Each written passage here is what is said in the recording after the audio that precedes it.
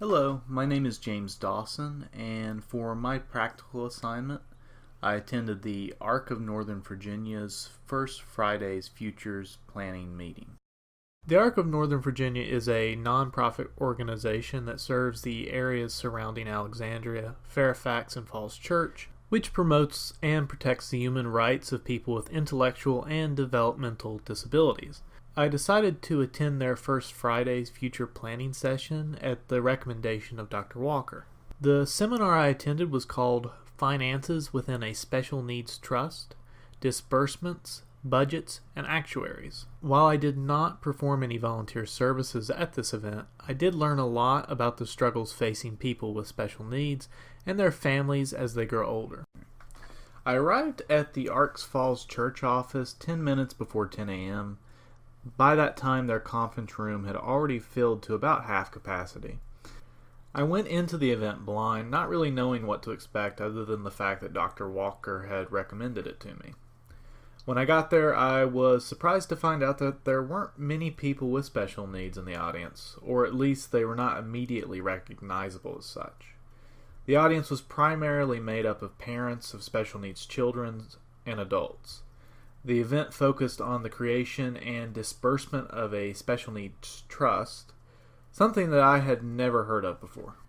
The main purpose of the Special Needs Trust, as I understand it, is for parents and caregivers to provide for their special needs dependent in the event of their death.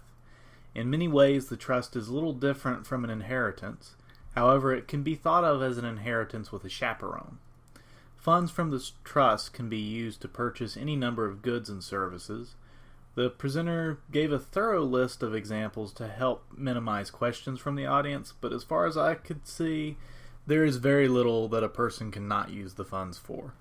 However, the trustee must be careful that they not use the funds on items that would interfere with their government benefits if they receive any.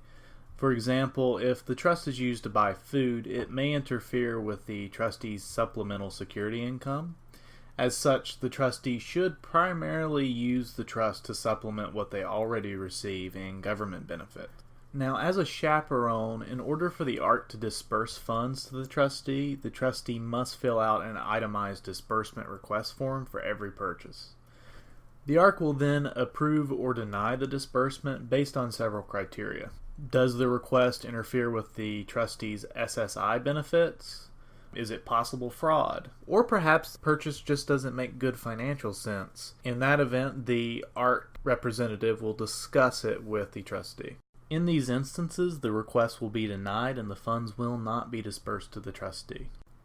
I want to highlight how tedious this process can be for the trustee. So you see here I have a Wegmans receipt. I went to Wegmans and got some hot dog buns, some chili, bananas, cucumbers, and radishes. Now, if I was a trustee of a special needs trust, I would not only have to keep this receipt, but I would also have to fill out a disbursement request form to request the funds to pay for this. Here's the disbursement request form that I would fill out if I was a trustee, or I would have an aide help me. So I would start by putting beneficiary name and check pay. Since we've already shopped at Wegmans, I would put my name James Dawson and then check pay also James Dawson. Mail the check to me, my address, and the payment amount would be the total of the receipt, which was around $8. I would then also include the participant number and account number and a check memo if need be.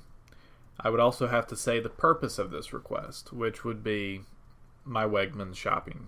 I would also have to put in, does the beneficiary receive Medicaid or SSI? If I did receive SSI, there's a good chance that this food request is going to be declined.